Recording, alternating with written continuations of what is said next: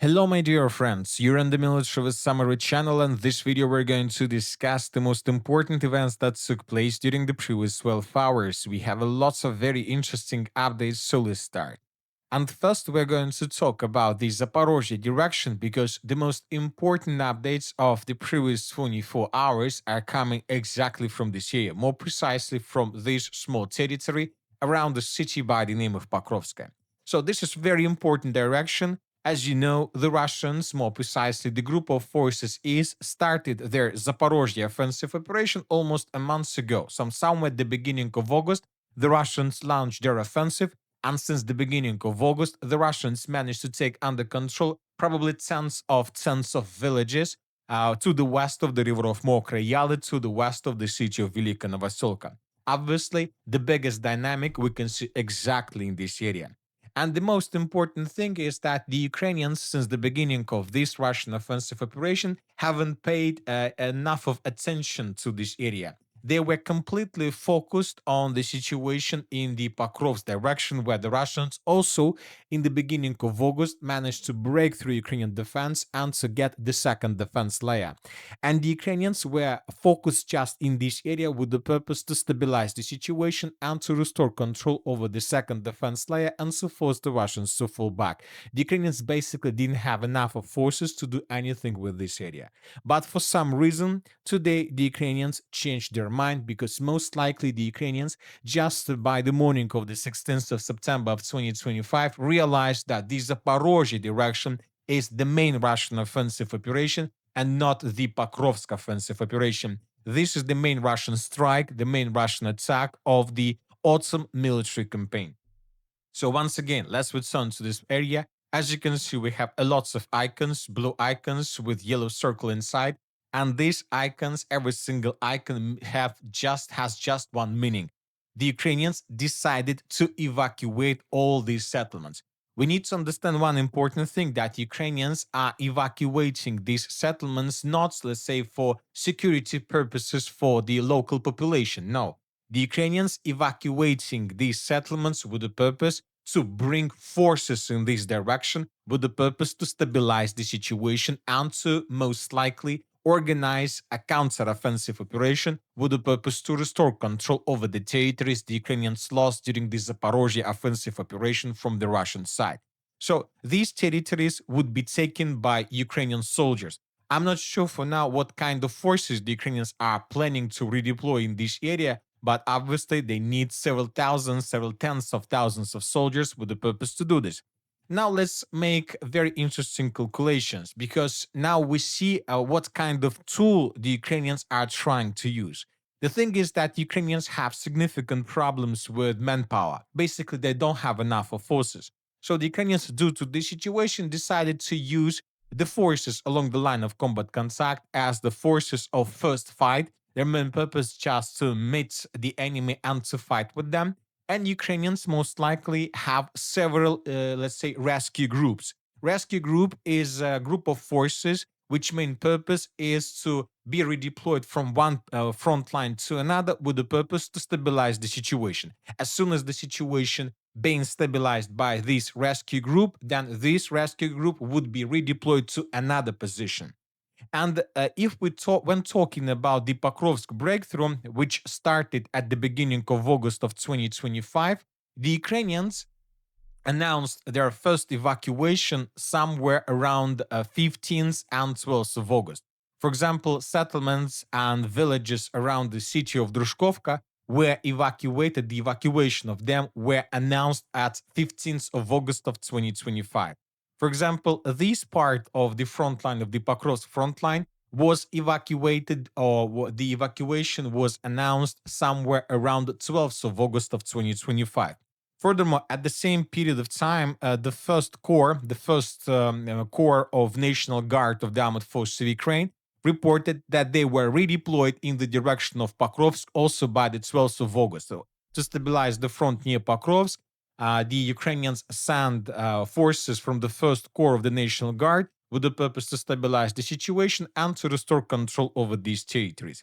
Another important map, I believe that's this one, not this one. Here we can see the maximum progress that the Russians managed to achieve by the 12th of August of 2025. This map, for example, was provided by Pure Ukraine Resources. This also map dated by the 12th of August when the Ukrainians just brought additional reinforcement, but not just reinforcement, that was something like a rescue team. And this is the map that was provided by pro-Russian resources. According to pro-Russians, by the 12th of August, the Russians managed to take under complete control all these territories. Obviously, the progress was very huge, right? And everything, like all these episodes, all these things, events, took place somewhere finished by the 12th of August. And then this rescue team began counter-offensive operation, and already by the end of August, the Ukrainians managed to restore control around over 50% of everything that was taken by the Russians by the 12th of August. And furthermore, another important thing, another important statement was made by the Azov group. This article dated by the 16th of August of 2025, and the Azov, let's say, forces, the first corps of National Guard, stated that over the past 3 days, the forces and means of the first corps of the Azov National Guard, together with adjacent and subordinate units, have stopped the Russians' advance in the defense zone in the Pokrovsk direction. So basically, it took just 4 days for Ukrainians to stabilize the situation. It took just 4 days for this rescue group to stabilize the situation. 4 days. On the 12th of August, they announced the evacuation and they announced about the deploying of this first corps. And by the end of the 16th of August, they stated that the situation was stabilized. And by the end of the 28th of August, almost everything was recaptured by the Ukrainians. So now this is the tool and this is the tactics that Ukrainians are using there now. So most likely the same situation the Ukrainians are planning to do with the Zaporizhzhia direction, but there are several differences that we need to understand. First of all, the Ukrainians still haven't managed to stabilize the situation in Pokrovsk. Most likely the Ukrainians thought that by the beginning of the Zaporizhzhia counteroffensive operation, they would be able to restore control over the area of breakthrough and then to redeploy this rescue group in the southern direction towards the city of Zaporozhye and towards this Russian Zaporozhye offensive operation zone. But we see that Ukrainians still haven't managed to fix and all these issues, and they were forced to bring forces here without finishing the battle around the city of Pokrovsk, because basically the Ukrainians didn't have any other option. They were forced to bring forces here with the purpose to stabilize the situation. And most likely, this is the main reason why the Russians during the previous night were bombing and attacking the city of Zaporozhye.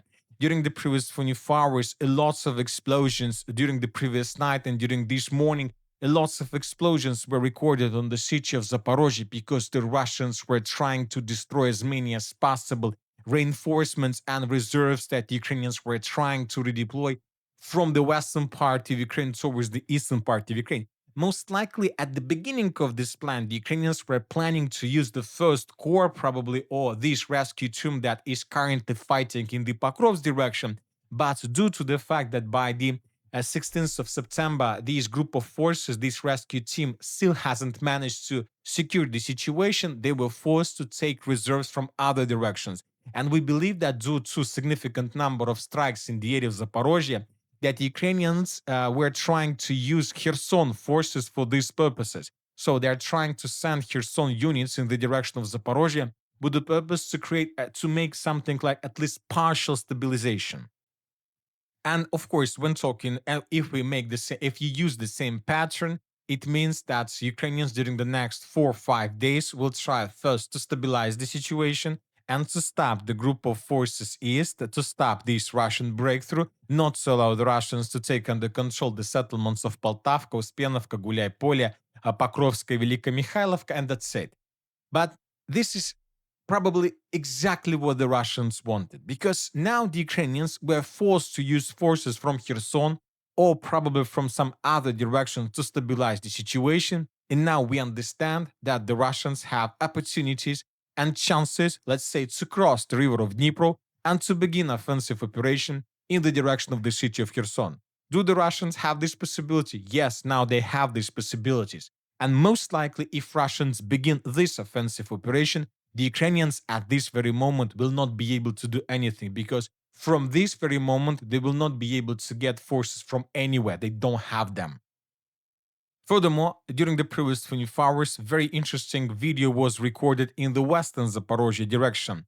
The Russians published this video where we can see how Russians were bombing and destroying the bridge that goes from the southern part, from the city of Stepnogorsk in the northern direction to the city of Zaporozhye.